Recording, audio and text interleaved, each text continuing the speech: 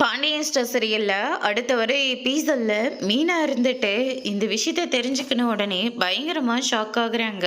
நீங்க நினைக்கிற மாதிரி கண்டிப்பா சித்தப்பா இந்த காரியத்தை பண்ணியிருக்க மாட்டாங்க.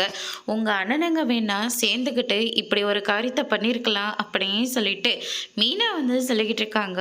அவங்க சொன்னாங்கன்னா இவனுக்கு எங்க போச்சு புத்தி? இப்படிதான் மச்சான் இந்த இந்த லைன்ல தானே அவர் கடை வச்சிருக்காரு. நான் எப்படிங்க கடை நடத்துறது? இந்த கடை எனக்கு வேண்டாம், வேற எங்கேயாவது வச்சு கொடுங்க. அப்படி இல்லாட்டி என் மச்சான் எனக்காக எல்லாமே செய்வாருன்னு இவன் தைரியமா நின்றுக்கணும்ல. இவன் பொண்டாட்டி பேச்சு, அவங்க அண்ணனுங்க பேச்சு, அவங்க அம்மா பேச்செல்லாம் கேட்டுக்கிட்டு எங்களுக்கு இவ்வளோ பெரிய துரோகத்தை பண்ணியிருக்கானே. இத்தனை வருஷமா அந்த பாண்டியன் ஸ்டோர்ஸ் தானே நமக்கு சோறு போட்டிருக்குன்னு சொல்லி அவன் கொஞ்சமாவது நன்றியோடு நடந்துக்கிட்டானா அப்படின்னு சொல்லிட்டு கோமதி வந்து சொல்லிக்கிட்டு இருக்காங்க.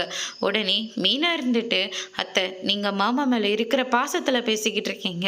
அவங்களும் அந்த பக்கம் எவ்வளோ தூரம் கஷ்டப்படுவாங்கன்னு நீங்கள் கொஞ்சமாவது நினச்சிங்களா?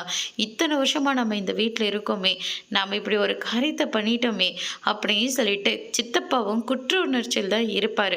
அவர் உண்மையை சொல்ல விட்டுருந்தீங்கன்னா கண்டிப்பாக அவரோட நியாயத்தை நீங்கள் புரிஞ்சிட்ருப்பீங்க. ஆனால் நீங்கள் அப்படி பண்ணாமல் போனது எவ்வளோ பெரிய தப்பு. சித்தப்பா என்றைக்கும் நமக்கு துரோகம் பண்ணவே மாட்டார். நம்ம தான் அவசரத்தில் அவரை தப்பாக புரிஞ்சு வச்சுருக்கோம் அப்படின்னு சொல்லிட்டு மீனா வந்து சொல்லிக்கிட்டு இருக்காங்க.